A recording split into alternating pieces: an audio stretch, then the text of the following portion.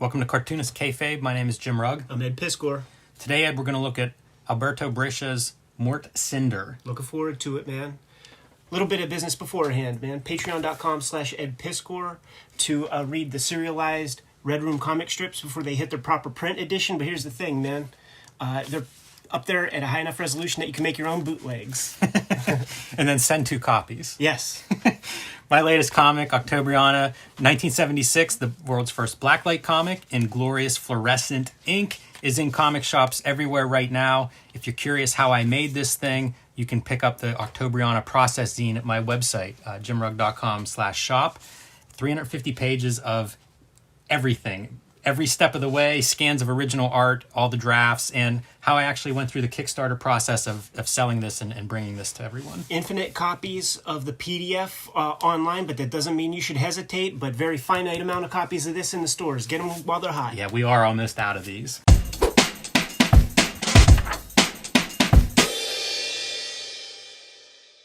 We're here today, Ed, to talk about Mort, Cinder, one of the international masterpiece comics. I recently read this. It was a great read, so I'm super excited to go through this.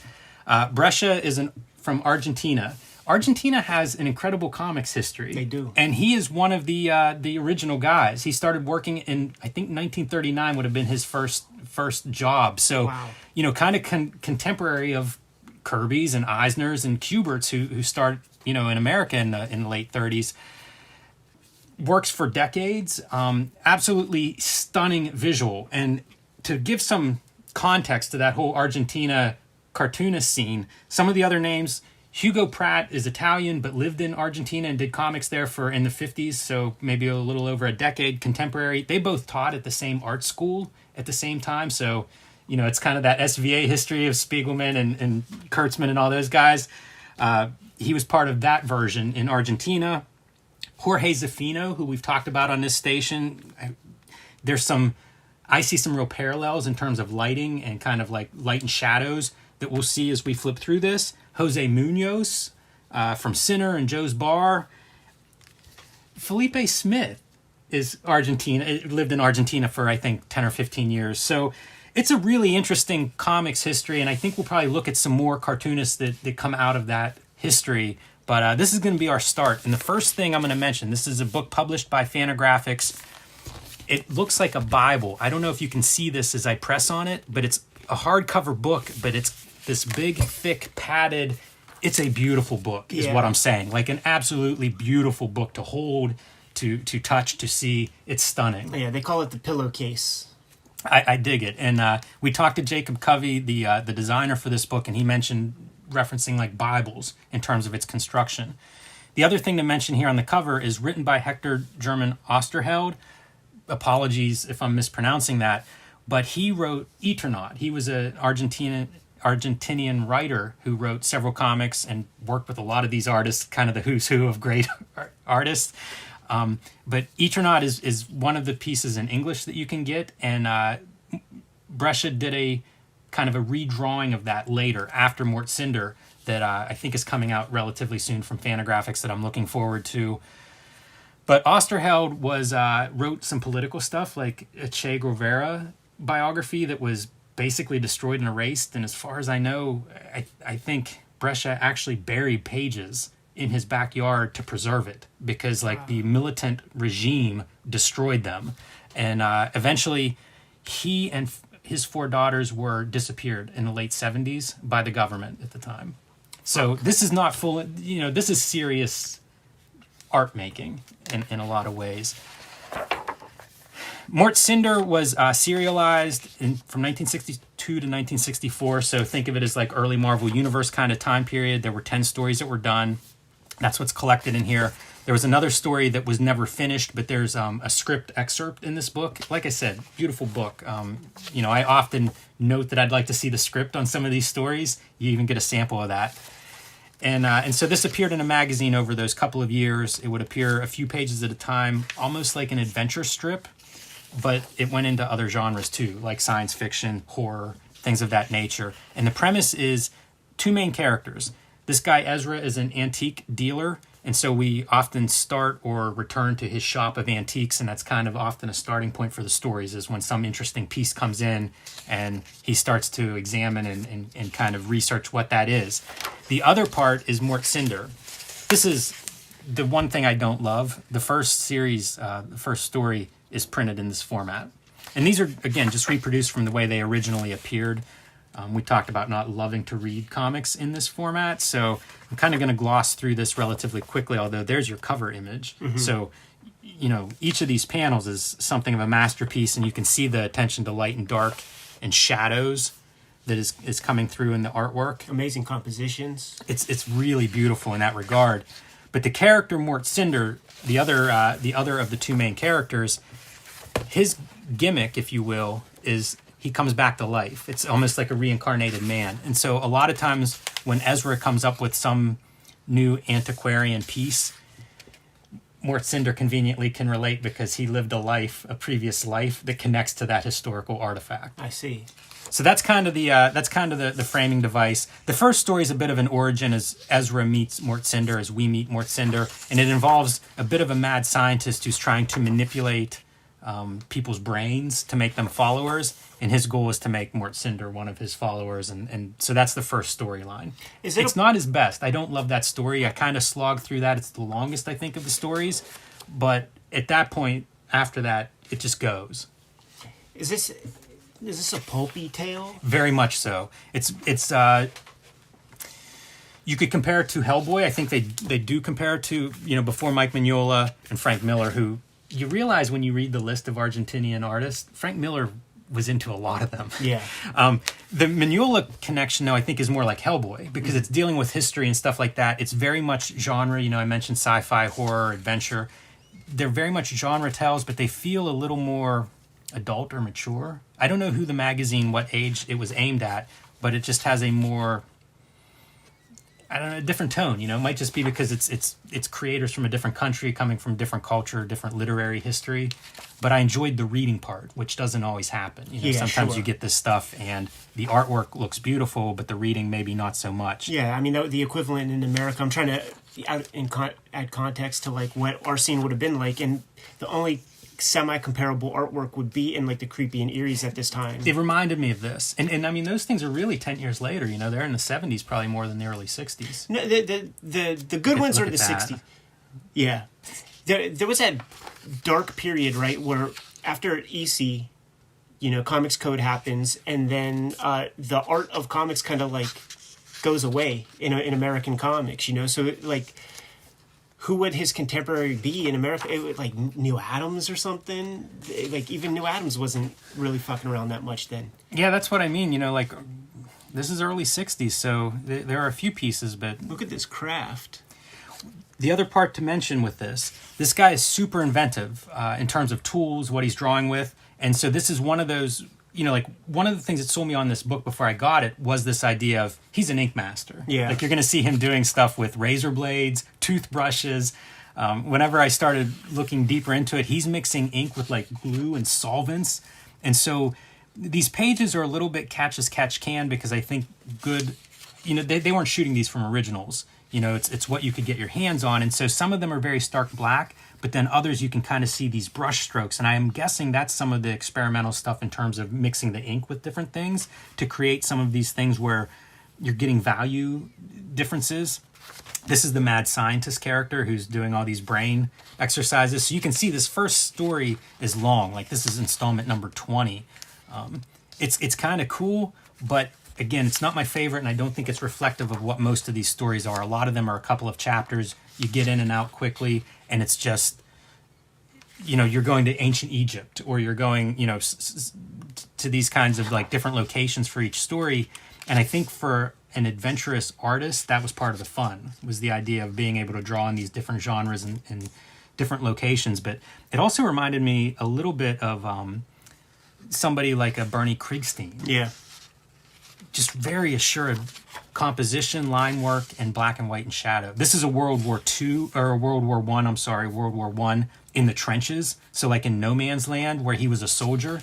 He often plays an everyman, which I think, again, if you're going to compare it to a Hellboy, That's one of those parallels that's, from a reading experience, enjoyable. You know, Hellboy always came across as being this down-to-earth, like kind of a flat, you know, anybody could relate there, even though he was extraordinary looking.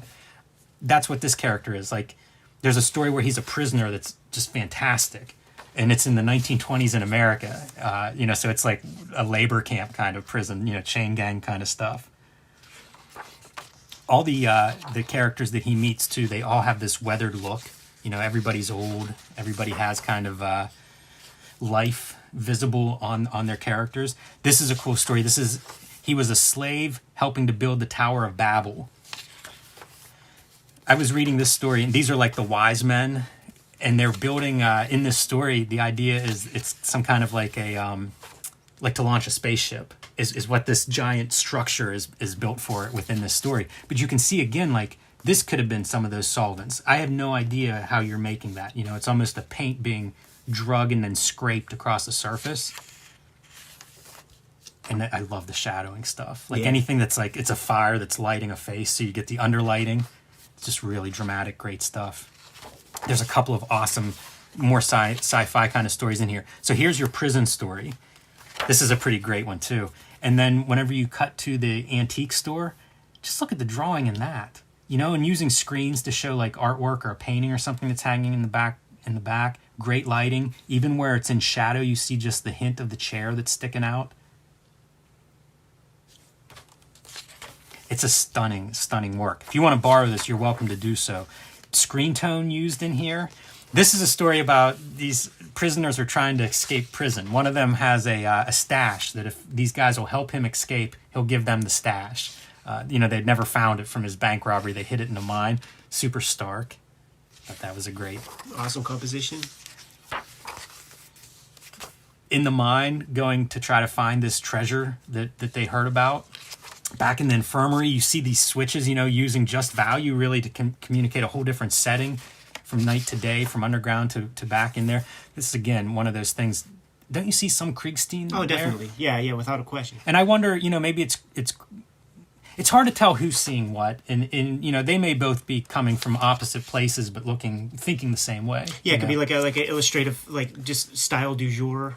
This was one of the panels that I thought was striking. They're all going into solitary confinement, so you see like the 3 different little solitary chambers, and it's going to be how these 3 men deal with complete isolation in this darkness. So imagine that if you're the artist being prompted with that kind of stuff of just like, okay, you're going to draw this guy losing his mind for a month in total darkness and isolation. Just gorgeous stuff. Again, see him switching up materials. This is a story where he gets this glass window and he installs it, and it's connected to... It's cursed, and so as the moonlight shines through there, it possesses the person who's sitting on the other side. And they're very fun. They're very pulpy, as you mentioned. This is a story about slave trading. Look at that boat. I think that's another one of those absolutely stunning panels. It's just full of it. Oh, it Sharks. Really is. And then one of the cooler stories that I enjoyed a lot, it's about an Egyptologist that finds this tomb, and sure enough, Mort Cinder was one of the guys who built the tomb. So they end up actually traveling to Egypt to help solve the case of these missing Egyptologists that get lost whenever they go into this tomb. And it becomes this big science fiction story, but it's also an excuse to be like underground with flashlights, and people drop the flashlights. It's just a lighting, you know, it's just this chance to really play with these beautiful compositions, lighting and setting. I don't think one of these drawings is done straight out of his head. I think he's got even a little brother that he's making stand there and running some sketches off of or something. He's got to have, you know, at this point he's 25 years into this career, and, you know, recognized big time internationally. So he definitely has systems, you know, because, I mean, then he's teaching art and drawing, and, you know, just mixing all these different tools and things, I think, is a sign of a certain maturity in art making. So this story, this is 300. Nice. He's a Spartan, and this is 300. And it starts with this artifact that Mort identifies as this is a copy. That's not an original, but it's like that Greek pottery art. It's so beautiful. Like the drawing on there, hopefully it shows up on screen. It's incredible. Yeah. It's such a great piece of pottery and drawing with the art on the pottery. incredible. And then we cut back to this battle. And it's exactly the story. You know, I'm sure everybody watching this is familiar with 300, the movie, or Frank Miller's original comics. This is the same story, but told, you know, through this guy's brushes. And it's badass. You know, we know this story. It's 300 Spartans trying to fight an army of tens of thousands of Persians in a very narrow passageway. And it's just over the course of a couple of days and just unrelenting of like front lines. They do this stuff where they get into detail of there's so many dead bodies piled up. The Spartans will retreat a certain amount that draws the Persians in, and then they'll charge and attack. And the Persians can't retreat because there are piles of dead bodies walling them off behind them. Incredible stuff. So I was super psyched to actually sit down and read this. It's been on my list for a while. I'm sure, you know, we hear about so many good comics. You know, you kind of make the mental list, but there's more good comics than I can read. Yeah, that's for and sure. so this has been on my radar for like a year. I'm so excited to finally got to sit down with it these last couple of weeks. It's stunning, man. You talk about somebody who can draw. Wow. Like, I look forward to whatever Fantagraphics does with him next. I think they're planning to release several of his books. He did a bunch of Lovecraft adaptations. I can't wait to see him doing Lovecraft horror. Draw the undrawable. Yeah. You know, if anybody can do it, it's Breccia, man. I am on board after reading this. But a guy who was celebrated internationally, you know, like Europeans really got behind his work, and probably the first place outside of Argentina that he was really like recognized and given awards, and the work was translated and stuff. Here's a sample script. This would have been for a Western, like a cowboy Western. Man, wish that existed. And then biographical information on the writer and artist, and some information on the people who put this together and did translations. It's a hell of a great book. Shouts to Fantagraphics, man, for compiling such a tome. And you know, they kind of nail it. If you're into Mignola or Miller, you're probably pretty happy to sit down and spend some time reading this book. It even has like the nice bound in. It's a biblical tablet, Jimmy. It's good stuff. So Mort Cinder, very. This is my start for Breccia. It won't be the last thing that I read of his, I hope. And I'll definitely be borrowing this, man. Get out of here. That's all I have. Kayfabers, like, follow, subscribe to the YouTube channel. Hit the bell. We'll notify you when the next vid's available. Grab Octobriana in stores right now and going fast. Patreon.com/EdPiskor. You can check out the serialized Red Room comic strips. New pages every Tuesday. Those links are in the description directly below this video. You can subscribe to the Cartoonist Kayfabe e-newsletter at the links below this video. You can pick up Cartoonist Kayfabe t-shirts and merch at the links below this video. Give him one more marching order, Jimmy. Read more comics.